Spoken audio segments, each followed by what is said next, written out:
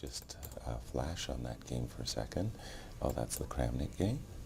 Veselin's played much better than in Paris. That's been nice to see. Yes, he's really made a very good adjustment. Yeah, if you want to switch to this game, we certainly can. And this move, Queen F2, you see the knight coming to C4. That's a very typical idea in the Sicilian Dragon. And a queen takes C4 by Magnus. You know, I thought that the Sicilian might be a one-off for Magnus against Wesley. Didn't think he would play it in the Blitz, so it's really exciting to see it on the board. Yeah. And what do you think about these positions? Who do you tend to prefer, white or black? Slight edge for white, or slight preference. I think that the positions after knight d5, bishop takes d5, e takes d5 are a little bit better. It's not so easy for black to get in these moves f6, f5.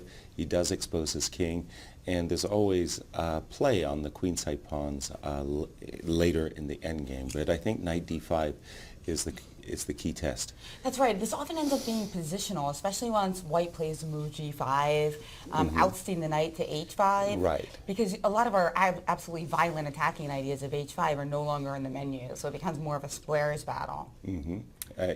All the time you see these very, very sharp positions suddenly fizzling into a positional game.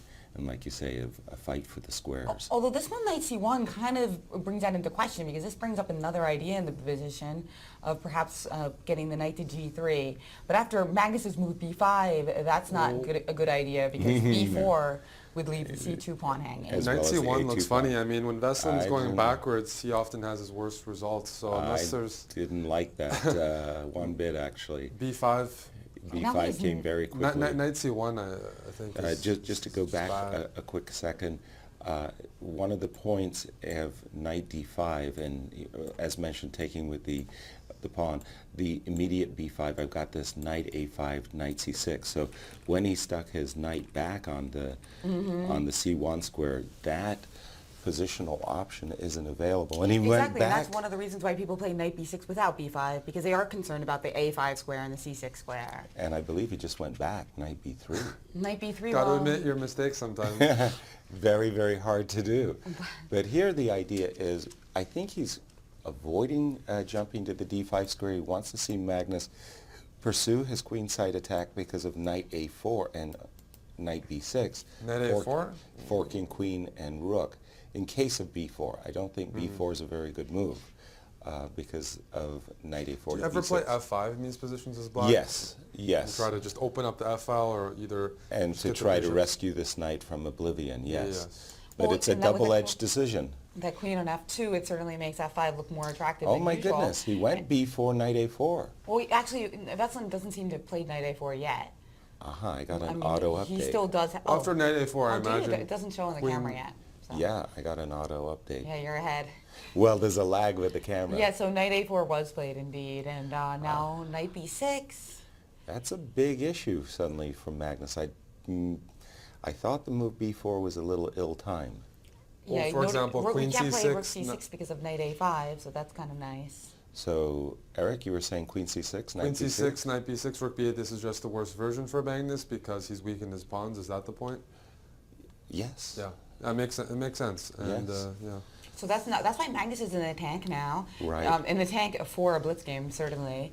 Both of them were about 3 minutes, and he's played rook to c7 instead, and Veselin playing knight b6 anyway, queen b5 and sticking a knight on d5, which is kind of what we wanted. Right. Bishop takes d5, rook takes d5, but normally we don't get a tempo on the queen when we get this move in. Exactly. So that's kind of sweet. And the move, and a position ago when the queen was on c4, Magnus would have had the move f5. In case of a capture en passant, knight takes f6 would have hit the rook. So now I'm expecting a move, for example, like rook a5. Queen d7. Oh no, now it's Queen e2 was played, eyeballing the a6. White's pawn. position looks good as long as black's not getting this. Rook c8, rook c1, protecting. And there's Magnus. Look at him go after the h4 pawn. So he says, go ahead, take my a6 pawn if you would like. I want to capture and queen back to f2. To protect the pawn. So I'm pretty sure rook a5 was a far superior choice than queen e2. One of the things I'm very impressed with, by the way, is Veselin readily, and Blitz, mistakes come often, and Veselin admitting that he's taking, his mistakes back, so to speak.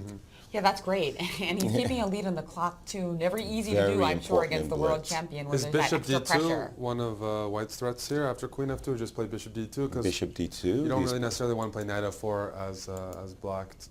Well, you can just take the pawn. Yeah. And he's played it. He's played the move you mentioned earlier, f5, cracking open the position. Well, I don't think Magnus is that happy with the position, but at least it's quite sharp. Yeah, that is. Well, I think f5 was actually required. There was too many. Takes an f6, knight takes f6, and now rook a5 going after that pawn on a6. No, I think you probably move the knight away and target h4. Right, exactly. But first, Magnus has to decide what to do about the a6 pawn, or you think he's going to give that up now? This game is going the distance. Rook c6 would probably be automatic, but... No, but he's played knight h5, attacking the pawn first. Veselin with a quick bishop g5, saying, I'll take the a6 pawn later. Exactly. And rook f8 now, targeting f3. Exactly. And weaknesses for both sides, but there's a queen b6. He didn't play queen b6. He went for queen d2, hitting d6, b4, queen f3.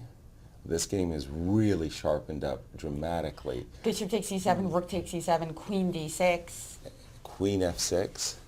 There's a queen rook f6 takes, offering the trade of queens instead. No way. Queen Veselin takes just b4. snapped off the pawn on b4, and this is a great shot. We see 40 seconds for Magnus and 2.5 for Veselin Topalov. Veselin is playing a beautiful control game. Now you just push the a4, probably, yeah. And he's done it. Time advantage. And the world champion is in trouble. Big time. Yes. And this is going to open the tournament wide open, just like it was a couple rounds ago. Queen c4, very nice move, pinning. a5. Boy, Veselin's a spoiler. He keeps beating people at the top of the cross table, but he hasn't won yet. No, he has not. And we've seen stranger things happen here. Magnus, of course, also getting some counterplay. He's just played a queen f2, so Veselin can't just continue to push the pawn with a6. He's got a lot of time, Knight though. c5 is nice move, blocking. Blocking, and now get that pawn going. Yeah. a6. I mean, there's not enough time to calculate it. He's playing queen c3, though. I don't. Hitting the e5 pawn. But notice, so knight e2 allows queen takes e5 check, but then after f6, is that super clear? But anyway, e7. rook e7 was played instead by Magnus. Now knight e2 double attack in the position. Exactly. I guess you could always have queen e1 though. So knight e2, there is the move queen e1. And so he that has played a6, allowing this knight e2. Well, that's just a blunder. Yeah, what was the idea behind that? I don't know, maybe he thought he could Queen give it b4. up and still queen. Oops. Yeah. A big turnaround, big and blunder. he was up 2 minutes, so... He was up 2 minutes. Well, come on, you got to play king takes. Can he at least play knight d3 here or something? Something in take in a7? He's played rook b7, and now shouldn't he just capture that knight on c1? Well, you can, but I'll play h3 and a queen with check very quickly. Okay. Now he's done this knight d3 idea. Note that the rook on e7 is hanging now. But we'll drop back with a queen on f6, and that pass h pawn is the more dangerous, most right. dangerous. This queen f6 move is holding everything together. And now you see Veselin shaking his head. We were saying you can't count these victories until they're in the bag. So Carlsen's knocking over all the pieces is Veselin. He's played queen c3, but now after h2. And queen f4 or queen f2, I'm sorry. He wants to play queen g1 next and cover the a7 square and queen. Oh, that's a and gorgeous... meanwhile, that rook on e7 just defends against a7. And the great geometry of this move. Oh, a very impressive turnaround. Well,